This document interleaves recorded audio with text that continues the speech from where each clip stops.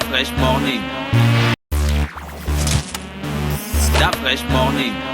104.5 Urban FM, la station urbaine. Jean-Paul, bonjour. Bonjour la fraîche. Tu es bien silencieux ce matin. Serais-tu un supporter du Real? J'ai toujours été un supporter du Real voilà, et ça donc, ne changera pas. Ça, c'est pas la peine d'être triste.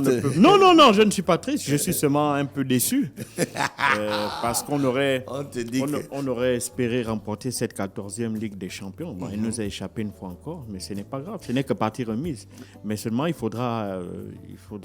Ce qui est clair, c'est que la Maison Blanche sait se renouveler. C'est-à-dire que dès lors que le succès n'est pas... Ils auraient dû se renouveler depuis. Le succès n'est pas au bout. Non, mais c'est parce qu'à mon sens, et là je suis d'accord avec toi, je pense que Zinedine Zidane n'apporte plus en termes de vision, en termes de stratégie vous de aussi, jeu. les gars, ils vous ont donné ça 3, il vous a donné 3 Champions League. Oui, mais on ne peut pas s'appuyer successives. Uniquement sur ces 3 Champions League-là. Zidane était un homme. Oui, je suis d'accord, c'est un exploit.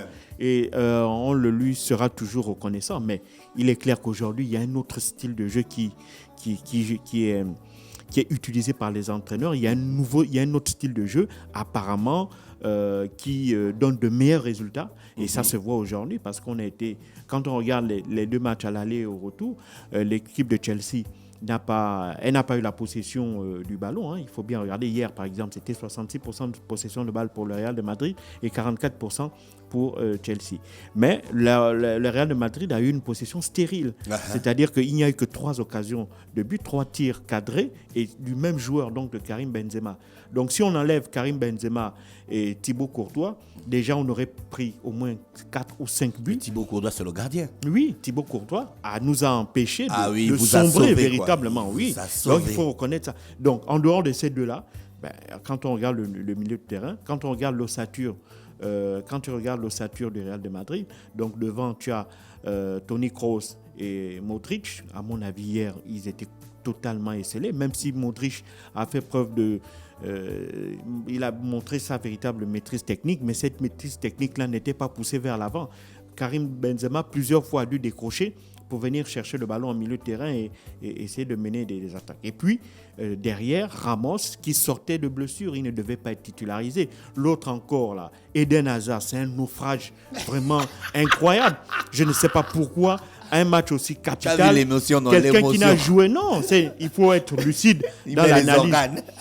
Il faut être lucide dans l'analyse. Quelqu'un qui, depuis le début de cette saison, toute compétition confondue, il n'a joué que 17 matchs, n'a été titulaire qu'à 10 reprises et n'a marqué que 3 buts. Un match capital, un match retour de demi-finale de Ligue des Champions. On ne peut pas mettre Eden Hazard comme étant un joueur titulaire. Mesdames et messieurs, on a un nouveau chroniqueur sportif. Et attendre qu'il fasse des miracles. Vous comprenez? L'autre encore, là, on va terminer avec lui, c'est Vinicius Junior. Lui, je ne sais pas pourquoi on le maintient. Pourquoi Zidane lui maintient sa confiance? Pourquoi Zidane en fait toujours un titulaire? Bon, c'est vrai que derrière lui, on va mettre qui? Le petit Rodrigo, là. Il a eu une étincelle la saison dernière. Il a mis 2 buts en Ligue des Champions. Et puis tout le monde a commencé à crier que c'est une grande star qui arrive là. Je suis désolé. Une autre chose. Là, je termine avec ça. Non, une dernière chose, c'est que, regarde même les changements. Tourelle a fait un changement qui a été payant. Il y a un deuxième but qui est arrivé. Zidane a fait la même chose, mais rien n'a changé au niveau de la qualité du jeu de l'équipe. L'équipe était toujours autant dominée par Chelsea. Ils ont très mal joué. C'est pas grave. Il y a une information qui sort de BFM TV qui dit que la surface de la Terre est recouverte à 13% par les océans, le reste par N'Golo Kanté. Quand tu joues avec le gars là, tu joues avec 16 personnes. Lui seul seulement. Jean-Paul, on repart combien d'années dans le passé? Hier, c'était le bicentenaire de la mort de Napoléon. Ouais.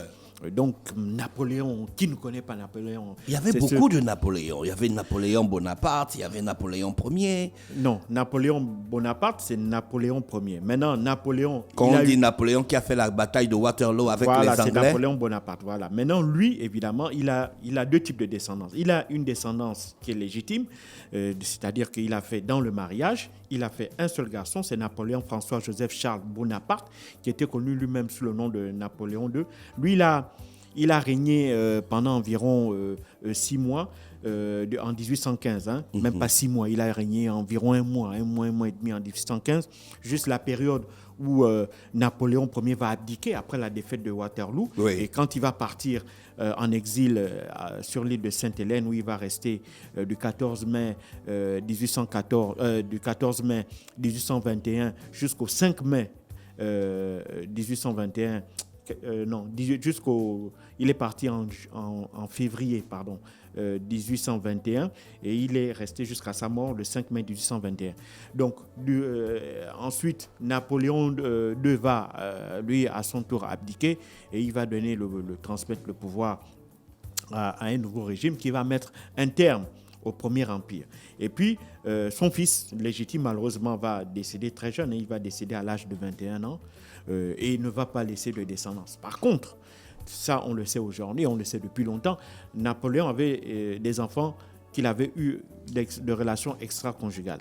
Il faut bien comprendre que lorsqu'il épouse Eugénie de Beauharnais, il pense qu'il est stérile parce que Eugénie de Beauharnais, quand elle vient en mariage, elle avait déjà 2 garçons, Stéphanie de Beauharnais et Eugène de Beauharnais. Donc, le fait qu'elle n'arrive pas à lui donner une descendance, lui pensait qu'il était stérile. Et puis, il va avoir une relation avec une femme du palais, et cette femme-là va lui donner un petit garçon. Et donc, c'est à partir de ce moment-là qu'il va comprendre qu'il n'était pas stérile, et donc il va répudier Eugénie de Beauharnais. Et ensuite, il va convoler en secondes noces, et il va épouser une deuxième femme. Et donc, c'est cette deuxième femme-là qui va lui donner son garçon là, François, qui a un nom kilométrique là que je viens de citer, donc Napoléon François Joseph Charles Bonaparte.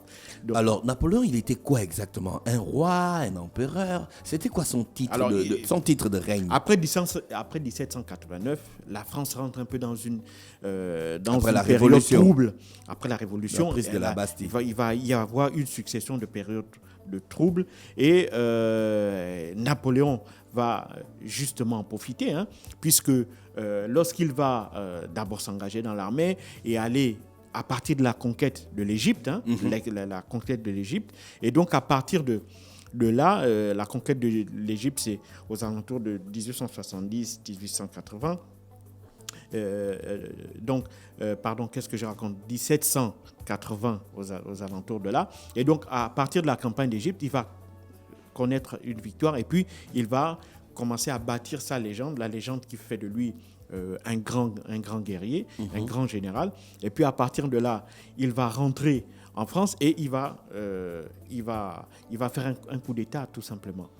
Il va s'auto-proclamer premier consul. La légende dit qu'il était en exil sur une petite île.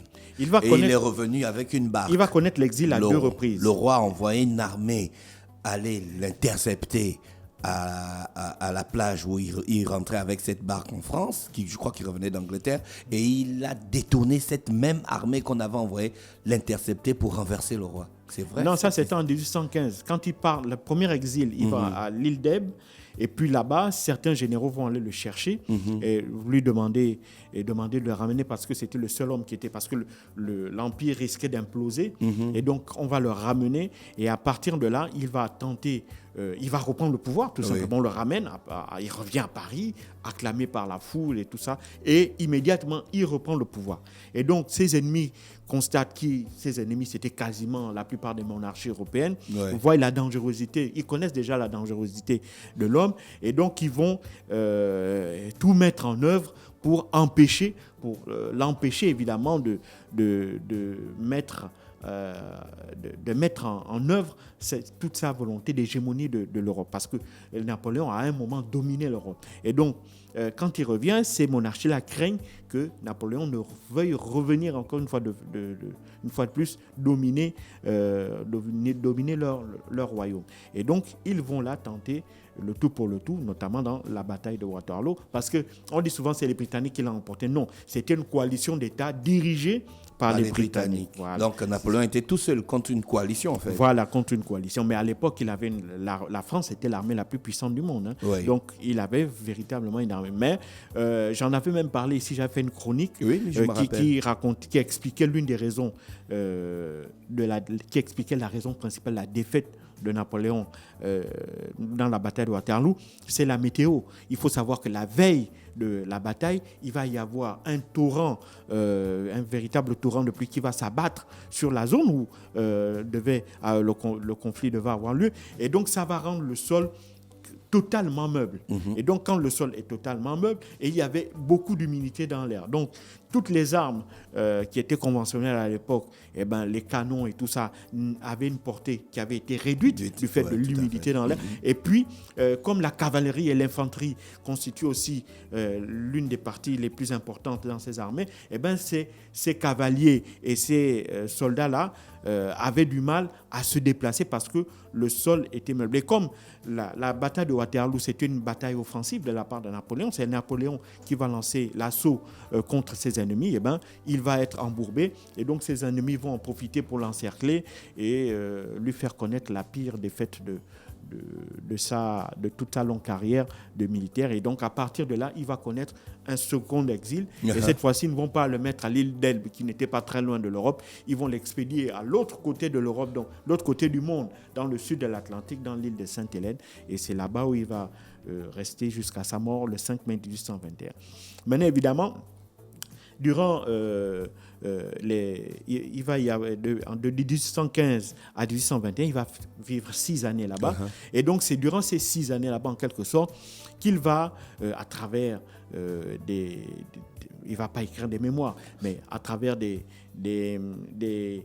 notes, des lettres qu'il écrivait à ses proches, à ses anciens généraux, à ses admirateurs et tout ça là. Donc, il va essayer de... il va changer en tant qu'homme. Et c'est cette transcendance-là, cette capacité, parce que quand il part, il est totalement déchu de tous ses titres, de tous ses droits. Et à partir de là, en réalité, il va bâtir la légende. Et c'est cette légende-là qui va l'accompagner jusqu'à sa mort. Au moment de sa mort. La légende commence au moment où Napoléon... Mais quelles sont les innovations qu'on peut mettre sur le dos de Napoléon? Napoléon a mis des innovations qui sont nombreuses. D'abord, la première chose, c'est le code civil. Oui. C'est lui qui va créer le code civil. Il va créer, sur le plan de la juridiction, il va créer le Conseil d'État. Il va créer les cours des comptes. Au niveau de l'éducation, c'est lui qui va créer les lycées, qui va mettre en place le baccalauréat. C'est lui qui va inventer le baccalauréat. C'est lui qui va réformer les universités. On ne le dit pas. Le cursus, licence, maîtrise, etc. Toutes ces innovations-là sont arrivées sous la période de Napoléon. C'est lui qui va donner le droit aux femmes d'aller à l'école. C'est lui qui va donner le droit à l'école, mais il faut nuancer. Napoléon était misogyne, c'est-à-dire que pour lui, ça ne veut pas dire qu'il n'aimait pas les femmes ou qu'il considérait que les femmes ne valaient rien. Non, attention.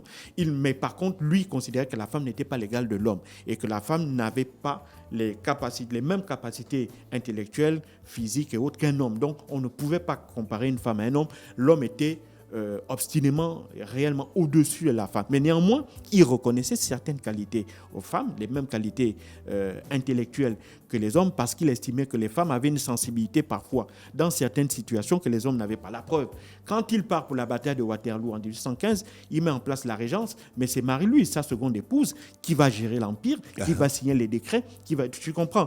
Et puis, on sait que par exemple, sa sœur Hélène Bonaparte, il va la nommer reine de Hollande, et donc elle va administrer ce territoire parce que la Hollande était sous l'administration de l'Empire français. Donc, on sait aussi que d'autres femmes, même Eugénie de Beauharnais, sa première épouse, est une femme qui l'a énormément conseillée, qui l'a énormément écoutée. La preuve est que lorsqu'il a répudié, ce n'est pas pourtant qu'il avait répudié ses 2 enfants, il les a adoptés et ces enfants-là vont devenir des enfants adoptifs qui auront les mêmes droits que son propre fils légitime dans le cadre de la lignée et même dans le cadre de la succession ou de bénéfice de l'héritage. Et donc, c'est cette succession-là des enfants adoptifs et des enfants extra-conjugaux qui constitue aujourd'hui la descendance connue de Napoléon. Maintenant, évidemment, c'est ça aussi. Maintenant, il a aussi sa part sombre. Il avait restauré l'esclavage. Il faut savoir que l'esclavage avait été aboli en 1795 en 1802. Avait été aboli en 1802. Et lui, il va ramener l'esclavage, mais il va ramener l'esclavage pourquoi? Parce qu'évidemment, lorsqu'il repart à la reconquête de l'Égypte, il a besoin, il constate que les esclaves qui avaient été affranchis, traversait et allait se battre du côté des Britanniques. Et donc, pour éviter cela, et comme il avait besoin d'hommes pour aller au combat, il va donc rétablir l'esclavage pour enrôler de force ces esclaves-là et les amener à combattre contre les Britanniques. Mais une fois de plus sur cette question-là, évidemment, Napoléon, ça on l'a découvert par la suite, va amèrement regretter cette décision-là, puisque lorsqu'il était dans son exil, notamment dans l'île de Sainte-Hélène, son plus proche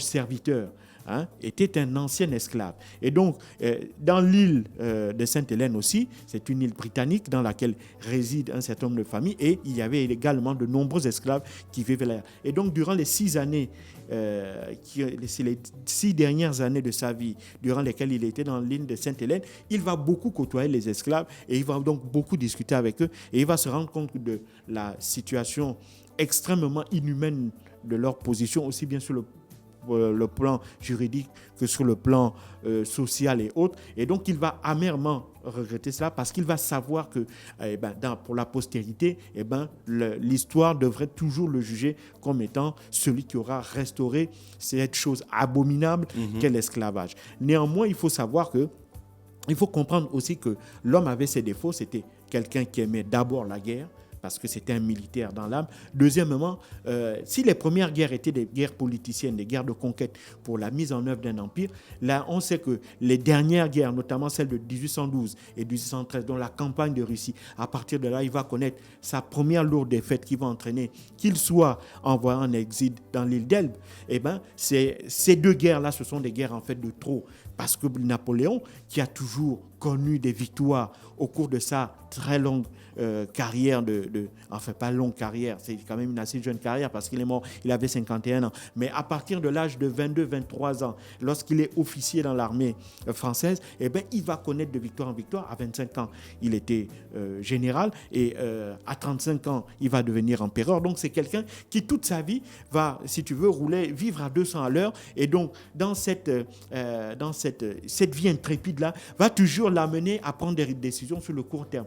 Napoléon Bonaparte ne réfléchissait jamais sur le long terme, sur le moyen et le long terme. Pour lui, il prenait les décisions en fonction des événements et uniquement pour régler le problème tel qu'il se présentait. Il ne pensait jamais aux conséquences des décisions qu'il prenait. Par contre, là où on lui reconnaît quand même un certain génie, c'est le fait d'avoir mis en place un État solide et des institutions solides qui existent encore aujourd'hui, mais ça a aussi un défaut majeur, c'est qu'il a géré la France de manière presque despotique, les opposants à Napoléon Bonaparte le disent, mais la conséquence aussi, c'est qu'il a laissé un État extrêmement centralisé. Et donc, quand vous voyez aujourd'hui en France, malgré toutes les